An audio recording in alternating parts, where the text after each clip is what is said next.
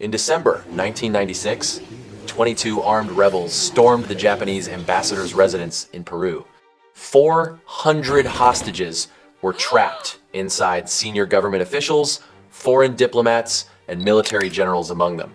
The rebels held an incredible bargaining chip, one that could have let them control the government completely. But just a few days later, they started releasing hostages in batches. There was no deal, no military pressure. The gunmen simply couldn't hold out anymore. Today, we're talking about this hostage crisis that shocked the world and the psychological phenomenon that turned everything we thought we knew upside down, Lima syndrome. The rebels called themselves the Tupac Amaru Revolutionary Movement, made up mostly of young people with no combat experience, but driven by strong ideals. Their demand was simple: release their imprisoned comrades. They had the guns, they controlled 400 hostages. On paper, they held all the power. But inside that sealed embassy, something happened that no one saw coming.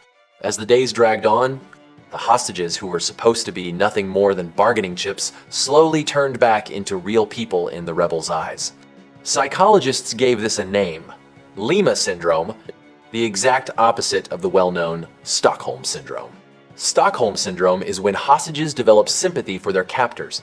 Lima syndrome flips, that captors start feeling responsible for their hostages, even wanting to protect them. Research shows the younger the captor and the less combat experience they have, the faster this shift happens. The young rebels in Lima weren't cold-blooded criminals. They were idealists caught up in a political cause, which made them especially likely to go through this shift. First, let's clear up a common misconception. Stockholm syndrome has never officially been included in any psychiatric diagnostic manual, not once. A 2008 academic review found that most claims of Stockholm syndrome came from journalists, not psychologists. Nils Bejerot, the Swedish criminologist who coined the term, never actually got close to any of the hostages from the 1,973 Stockholm bank robbery. He never spoke with them, never exchanged letters. He just watched from outside the bank. And from that, the concept was born, later spread by the media until it became common knowledge. Kristen Enmark, the key hostage from that case, has spent years insisting she never felt any sympathy for her captors. Everything she did was purely to survive. Few people know one key detail. During the standoff, police made a mistake and accidentally sent a completely unrelated 16-year-old boy into the bank.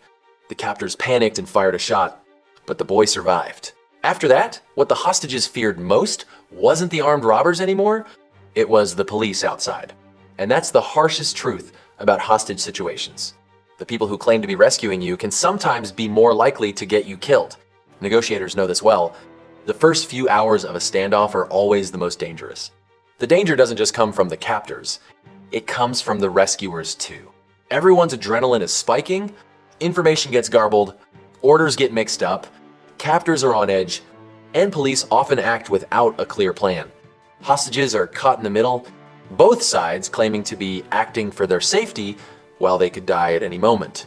There's also a lesser-known phenomenon called London syndrome, named after the 1980 Iranian embassy siege in London. It describes hostages who refuse to cooperate at all, constantly arguing with and provoking their captors. In that standoff, one hostage kept confronting his captors, and before the special forces stormed in, he became the only hostage killed in the entire event. Psychologists use this as a warning. Hostages who insist on being right and resist aggressively actually raise their risk of dying. Here are a few survival findings backed by controlled research, not internet myths, all scientifically verified. Many people instinctively think avoiding eye contact and staying low-key is safer, but the research says the opposite. Hostages who deliberately avoid eye contact are more likely to be seen as a threat by their captors, especially if they're male. A calm, steady gaze silently sends one message: I won't hurt you, and that lowers the captor's aggression. Hostages who constantly flinch away and try to shrink into themselves actually keep their captors tense and on high alert. That survival instinct can actually work against you in a hostage situation. The hostages who survive aren't always the silent, hidden ones. Sometimes maintaining a normal presence is what keeps the other person calm. Data shows only 8% of hostages develop Stockholm syndrome. The other 92% get through it with a stable psychological routine. After interviewing many rescued hostages, researchers found a common survival strategy. First, build a fixed routine, count things repeatedly, and set small, achievable goals for yourself. For example, walking back and forth between 2 rooms 100 times. In a desperate situation, an hour can feel endless, but 100 laps has a clear finish line. That small sense of control is often the only thing keeping someone from psychologically breaking down. Second, many hostages build an invisible mental wall inside themselves, separating their emotions from what's actually happening, deliberately numbing themselves to hunger, pain, and fear. One woman held for 53 days recalled that each day felt like chewing a piece of gum that never lost its flavor. So she stopped counting days altogether and just tracked her laps, holding onto her sanity through a clear, doable routine instead of empty hope. Meanwhile, something was quietly breaking down inside the rebels too. After just 2 days with the hostages, hearing them talk about their kids, watching them sleep, seeing them cry, the mirror neurons in the captors' brains automatically triggered empathy, whether they wanted it to or not. The people in front of them stopped being abstract bargaining chips and became real people with real feelings. The younger the captor, and the less their ideals had been tested by harsh reality, the more likely they were to waver, their convictions slowly crumbling. Once you know someone's name, once you know they have a family, it's hard to keep treating them like a tool. The hostages in this case were unusual. Career diplomats and senior officials whose entire job was communicating under pressure, building rapport, and easing conflict. They listened patiently to the rebels' demands, talked to these young men as equals, treated them as individuals rather than just radicals. There was no secret plan to turn the rebels, no calculated strategy, just basic human decency, and it completely changed the outcome. There's another subtle psychological mechanism at play in hostage situations. When people lose all control and dignity, even the smallest act of kindness from a captor, an extra blanket, a little more food, being allowed to use the bathroom alone gets magnified enormously. It's not that the hostages were brainwashed, it's that under extreme stress, people's sense of scale completely breaks down. Things that mean nothing in everyday life become huge acts of mercy inside a locked room. An even stranger chain reaction follows. Captors start caring whether their hostages are okay, not hoping to free them, just hoping they stop suffering. The hostage's pain becomes the captor's emotional burden, and a one-way emotional bond forms between them.